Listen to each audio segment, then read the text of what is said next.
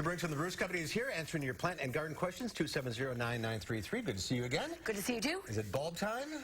Bulbs are here, yes, tulips.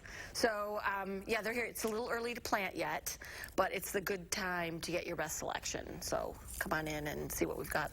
There's a new tulip called Green and Gold that we're saying might be a Packer's tulip. Or not, I don't know. And some cool weather plants as well. And some cool weather plants too. Yeah, we've got pansies, kale, Swiss chard, chrysanthemums, of course. So it's time to freshen up your containers at home if they're looking a little icky. Yeah, petunias are not so good anymore. No. All right, let's go to the phones. We'll start with Ruth from Monroe. Hi, Ruth.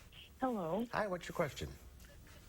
I've recently moved into a new home, and the flower gardens have been completely ignored for about 10 years.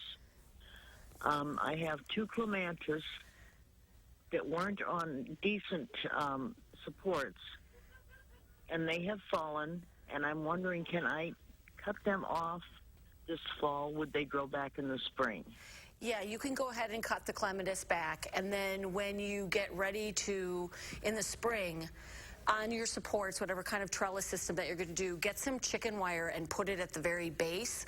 Clematis will kind of hang out until there's something for them to climb, and then they'll take off. So if they're just kind of languishing and the place for them to grab onto is way up here, then they'll just kind of sit and not really do much of anything until they can climb. Really? Yeah. Interesting. Yeah.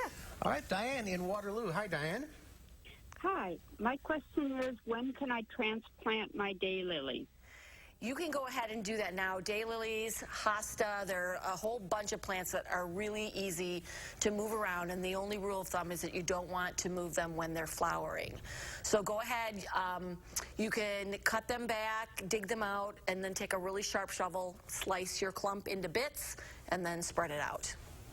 It doesn't hurt them? Doesn't hurt them, nope. Okay, Audrey in Belleville. Hi, Audrey. Hi.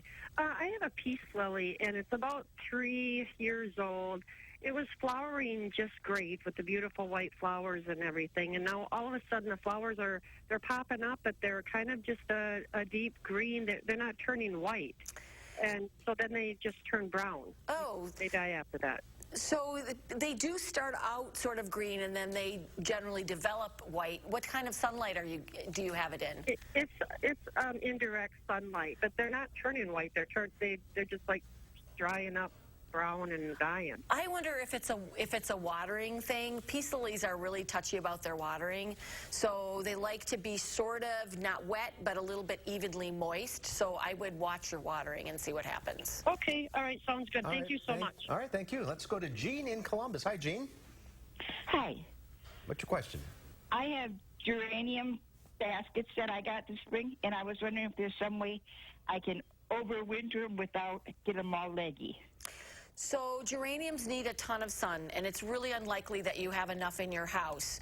But you can overwinter geraniums. You can either take cuttings and just put the plants in a really sunny window, or you can let them go dormant, take them out of the soil, and a lot of people will then overwinter them in like paper bags and then replant them.